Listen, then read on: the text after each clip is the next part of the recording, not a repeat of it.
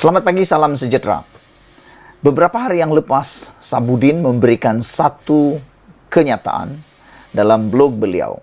Selepas akaun bank dibeku, rumah dan pejabat peribadi pemimpin-pemimpin bersatu hendaklah juga diperiksa. Ini membuatkan saya terfikir satu perkara. Mengapa rumah pemimpin-pemimpin bersatu perlu diserbu juga oleh SPRM? Adakah di rumah itu yang dimaksudkan ini mempunyai perkara-perkara yang tersembunyi? Yang paling memeranjatkan ialah adakah di rumah itu ada duit yang banyak? Kerana seperti yang Puan kata kemarin, dia kata dia tak percaya kalau Muhyiddin tiada duit lain lagi. Dia kata mustahil Muhyiddin tak ada duit lain.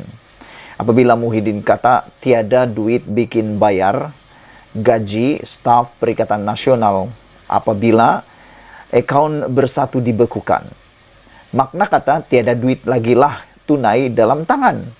Tapi apa yang dikatakan oleh Sabudin ini ialah selepas akaun bank bersatu dibekukan, rumah dan pejabat pribadi pemimpin bersatu hendaklah juga diperiksa. Apa yang nak diperiksa di sana? Adakah perkara-perkara sebelum ini boleh dijadikan sandaran atau rujukan? Saudara-saudara, kalau mengimbas pada sejarah-sejarah lampau, apabila akaun bank dibekukan dan SPRM membuat serbuan di rumah, di pejabat kediaman pemimpin-pemimpin yang terlibat, ada saja penemuan yang memeranjatkan di rumah mereka. Pertama sekali, kalau Anda masih ingat, apabila Anwar Musa mendedahkan bahwa beliau kata Anwar Musa masuk bilik tidur Muhyiddin, Muhyiddin beri UMNO Sabah puluhan juta ringgit. Makna kata di dalam bilik tidur yang dirujuk oleh Anwar Musa, disebut sebagai bilik ini, mempunyai duit puluhan juta. Persoalan hari ini, ini persoalan dia yang besar yang mungkin Anda mahu komen, yang Anda perlu komen, ialah kenapa selalu berlaku begini, yaitu ada duit di dalam rumah puluhan juta. Karena nenek aku kata, karena nenek saya kata, menyimpan duit paling selamat itu kalau dulu-dulu di bawah bantal. Kalau kamu fahamlah orang Sabah cakap dulu-dulu. Kalau zaman dahulu kala nak menyimpan duit sebelum ada bank, mereka simpan duit itu di bawah bantal supaya tidak dicuri orang. Tapi pada zaman moden ini bank kan ada. Kenapa duit itu tak disimpan di bank?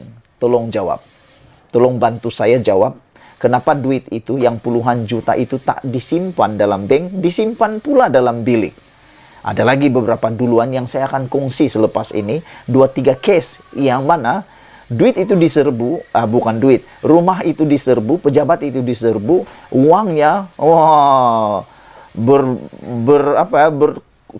bertumpuk-tumpuk. Orang sahabat cakap bertumpuk-tumpuk. Kalau dalam bahasa bakunya banyaklah ada yang dalam kabinet kabinet TV yang ditemui. Persoalan dia kenapa tidak disimpan di bank? Saya tahu Anda mungkin kata itu jawaban mudah, tapi bantulah saya berikan komen supaya Anda dapat berikan komen. Kenapa tidak simpan di bank? Karena istri saya cakap tadi begini, kenapa tidak disimpan di bank? Kan di bank itu pandai, dia ada dividen. Lebih baik simpan di bank. Bayangkan kalau ada puluhan juta simpan dalam bank. Kan itu adalah milik parti. Nanti dia akan ada bunga, dia akan ada dividen, dia akan ada keuntungan. Kalau puluhan juta dalam bank, bukankah itu memberikan satu keuntungan besar kepada parti itu sendiri? Sebab ianya bertambah. Tidaklah seperti simpan di dalam kabinet, simpan di bawah bantal. Dia bukan bertambah. Dia hanya dimakan lipas dan ulat dan tikus. Ataukah mereka lebih percaya tikus dan lipas yang menjaga uang itu berbanding dengan keselamatan yang disediakan oleh pihak bank? Jadi saudara-saudara, isu pertama yang boleh kita jadi rujukan ialah tentang pendedahan Anwar Musa itu. Tapi yang lebih menarik lagi ialah apabila isu pada tahun 2016, kalau masih ingat, orang Sabah pasti ingat, apabila SPRM menyerbu rumah pegawai jabatan air dan menemui uang tunai 50 juta ringgit di dalam rumah itu. Dalam berita yang saya kaji tadi, mereka mengambil masa, SPRM mengambil masa lebih daripada 2 hari menghitung, mengira duit 50 juta itu. Saya tak pernah kira duit lagi sampai 1 juta, 100 juta. 100 juta. Tak pernah kira. Uang 100.000 pun saya tak pernah kira secara tunai. Tak pernah.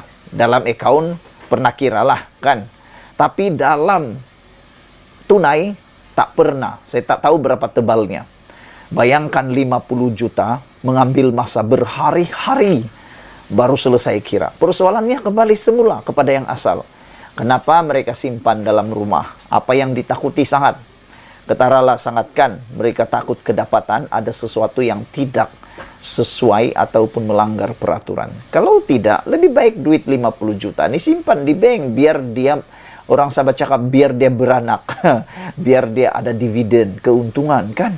Tapi kenapa disimpan di dalam rumah? 50 juta duit tunai di rumah pegawai jabatan air. Punya banyak. Ini berita pada tahun 2016 daripada Borneo Today. Suruhanjaya Pencegahan Rasuah Malaysia SPRM menjumpai uang tunai dianggarkan hampir 50 juta di dalam sebuah rumah salah seorang pegawai kanan syarikat berkaitan GLC Sabah dalam serbuan ke rumahnya pada hari Selasa. Dan dalam sidang media hari Rabu, Timbalan Ketua Pengarah Operasi Datuk Azam Baki memberitahu MSCC juga membekukan RM60 juta dalam beberapa akaun bank di salah sebuah negara jiran. Saudara-saudara, itu satu. Duluan kita yang seterusnya, pasti Anda tahu. Ianya berkaitan dengan serbuan di rumah Najib. Yang ini paling banyak lah. Paling banyak duit yang ditemui dalam bentuk tunai dalam sebuah rumah. Kembali lagi pada soalan kita yang asal tadi. Kenapa disimpan di kabinet rumah, di almari rumah? Kenapa bukan di bank? Adakah ini sesuatu yang mereka sengaja atau senang mau guna, susah-susah lagi kasih keluar atau macam mana? Sebab biasanya sebuah parti atau sebuah pertubuhan atau sebuah kelam, kalau ada duit, dia tidak boleh dalam bentuk tunai, dia ada had.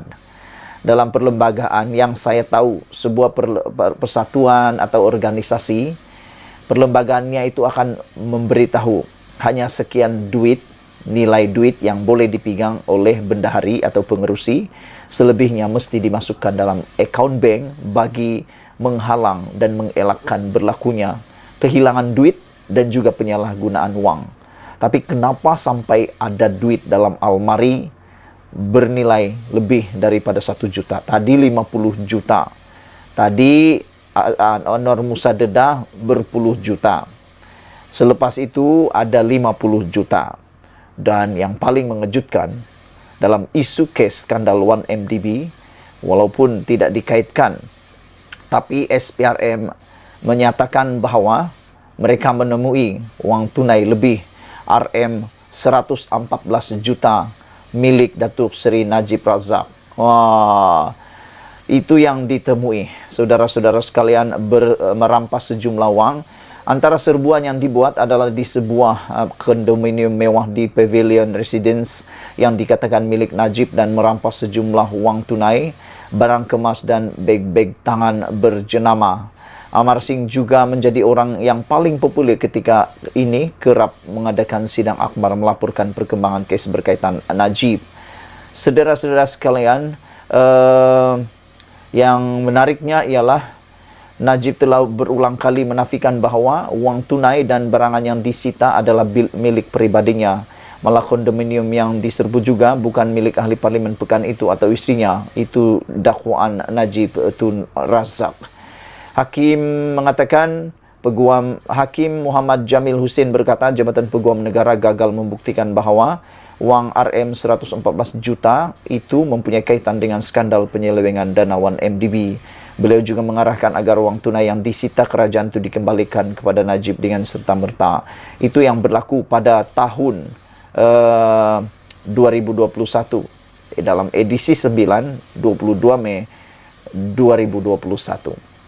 Sebelum kita berpisah, mohon kiranya Anda bantu tekan butang subscribe dan Anda mesti jawab persoalan tadi. Kenapa diorang simpan dalam kabinet dan almari rumah duit berjuta-juta itu? Kita jumpa lagi.